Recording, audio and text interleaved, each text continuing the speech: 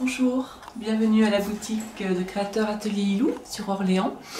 Je suis céramiste, je fais partie des personnes qui gèrent la boutique de créateur. Et donc là, vous pouvez voir donc, sur ce stand-là, c'est mon travail. Je fais beaucoup de raku, de céramique raku, beaucoup de bols à thé. Bol à thé shawan qu'on appelle un peu, voilà, typiquement un peu japonais, enfin d'inspiration japonaise. Je fais également des pièces décoratives en grès ou du raku.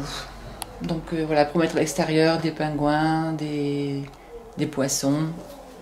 Je ne fais pas de grandes séries, j'aime bien la pièce unique.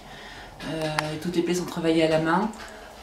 Modelé à la main ou alors quelques-unes tournées, mais c'est que si c'est tourné, c'est que de la petite série. Le raku. Alors la céramique, c'est une longue aventure depuis plus de 20 ans, et le raku, ça fait une dizaine d'années. Par hasard, j'ai assisté un jour à une démonstration de cette façon-là de cuire qui est vraiment particulière, où on peut jouer avec le feu, accompagner la pièce vraiment dans toute la durée de la cuisson. Et c'est justement le caractère un peu unique. Bonjour. Cette façon-là de cuire donne des pièces vraiment uniques parce qu'on ne peut pas maîtriser après complètement les réactions qui vont se faire. Et c'est ce côté-là vraiment qui m'a plu. Par exemple, donc cet oiseau qui est en raku, c'est un émail au cuivre. Et la particularité du cuivre, c'est qu'il va donner donc des reflets allant du bleu, vert, à des zones un peu plus cuivrées. Et c'est vraiment avec la technique d'enfumage et de refroidissement rapide qu'on peut obtenir ce genre de teinte. On ne pourrait jamais avoir ça dans un four électrique ou une autre cuisson de céramique. C'est vraiment voilà, le raku qui fait ces nuances. Donc ça ne craquelle pas, hein. Le raku n'est pas forcément du blanc craquelé. Ça peut, comme sur cette pièce-là où on voit effectivement les craquelures de la céramique. Et donc le carbone qui a révélé en fait les endroits où l'émail s'est craquelé, mais tous les rakus ne sont pas forcément craquelés.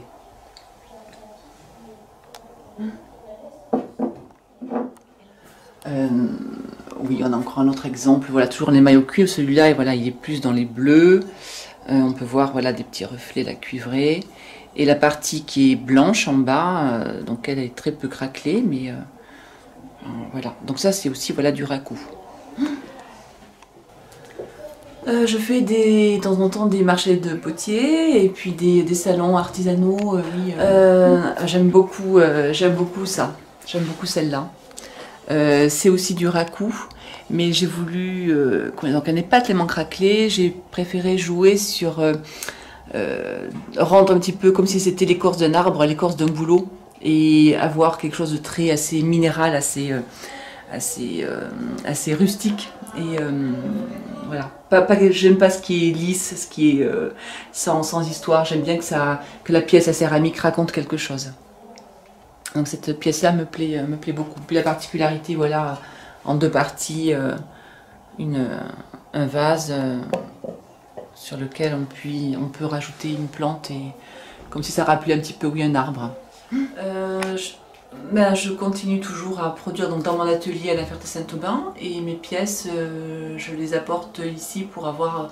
Donc j'ai la chance d'avoir maintenant ce point de vente ici sur Orléans, partagé donc avec d'autres créateurs. J'insiste, hein, c'est pas une aventure personnelle, c'est vraiment une aventure partagée avec d'autres. Il y a d'autres céramistes dans la boutique. Marie qui fait de la porcelaine, Chloé qui fait du grès aussi.